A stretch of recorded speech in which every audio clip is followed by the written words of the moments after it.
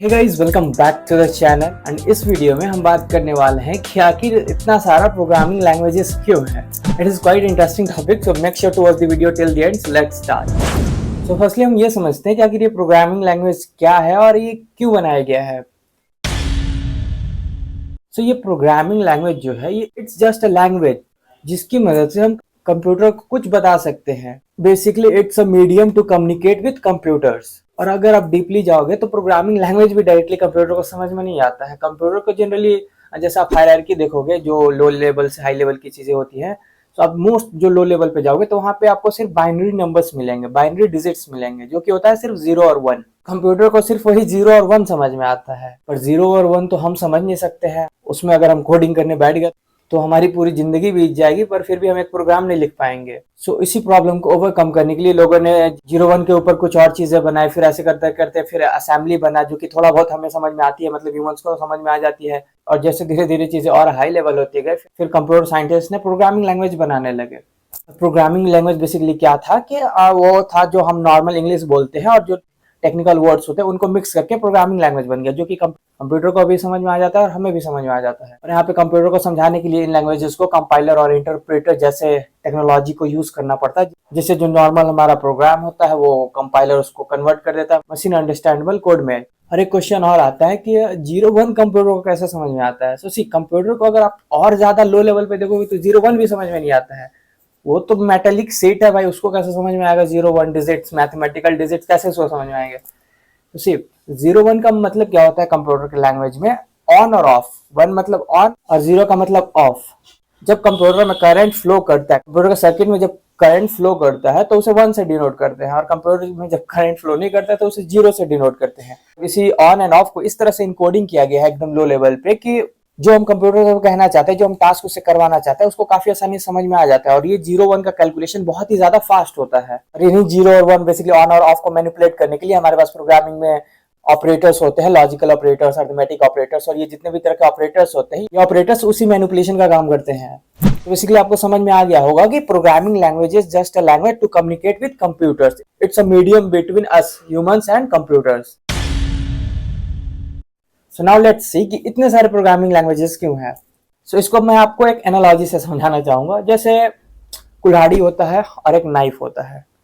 सो दोनों का काम क्या करना है, कटिंग करना है। पर कुल्हाड़ी से हम पेड़ काटते हैं और नाइफ से फल वगैरह काटते हैं। नाइफ से बेसिकली जो भी छोटी छोटी चीजें होती है वो कट करते हैं, और कुल्हाड़ी से जो बड़े ट्रीज, ब्रांचेस वगैरह वो कट करते हैं। हम काटने का काम दोनों जगह पे हो रहा है। पर कुल्हाड़ी को हम फ्रूट्स वगैरह काटने के लिए कैसे यूज कर सकते हैं, यूज कर सकते हैं, पर उतना बड़ा रिसोर्सेज, उसमें एनर्जी बहुत ज्यादा जाएगा और बहुत ज्यादा ही रिसोर्सेज कंज्यूम करेगा। उतना हम कट करेंगे कुल्हाड़ी से एप्पल्स को, वेजिटेबल्स को, तो बहुत ज्यादा ही एनर्जी लॉस होगा।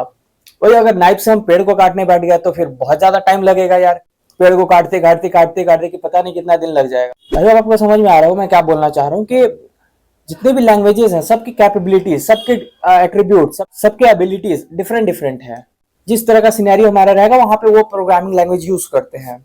हमें एंड्रॉइड के लिए ऐप बनाना है तो एंड्रॉइड हार्डवेयर के जो जो कैपेबिलिटीज है, जो जो फीचर्स है, उनके अकॉर्डिंग हम लैंग्वेज सिलेक्ट करते हैं, जो कि हमारा ऑब्वियसली जावा है, कॉटलिन है। और ऐसा नहीं है कि हम सी लैंग्वेज में या फिर C++ में या फिर किसी भी लैंग्वेज में कुछ नहीं, एंड्रॉइड ऐप नहीं बना सकते हैं। सी हम कोई भी लैंग्वेज यूज करके कुछ भी बना सकते हैं, कंप्यूटर को अल्टीमेटली टास्क ही देना है। पर अभी सी लैंग्वेज में मैं एंड्रॉइड ऐप्स बिल्ड करूंगा, सो सी लैंग्वेज में हमें उतने सारे रिसोर्सेज नहीं मिलेंगे।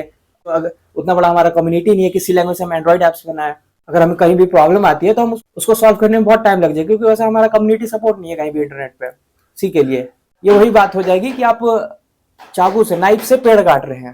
लेकिन हाँ, अब एंड्रॉइड ऐप के लिए आप डायरेक्ट जावा में बिल्ड करें, डायरेक्ट कॉटलिन में बिल्ड करें, अभी फ्लटर चल रहा है, रिएक्ट नेटिव चल रहा है, तो उसमें बिल्ड करें, बहुत ज्यादा सपोर्ट आपको मिलेगा और काफी आसानी से आप इसको बिल्ड भी कर लेंगे।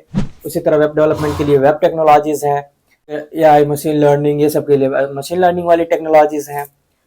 आपको गेम डेवलपमेंट करना है तो गेम डेवलपमेंट के लिए जो जो फीचर्स है, जो जो रिक्वायरमेंट है, उस तरह के लैंग्वेजेस है जो कि फास्ट रन हो, मतलब जैसा रिक्वायरमेंट है उस तरह के लैंग्वेजेस अवेलेबल हो।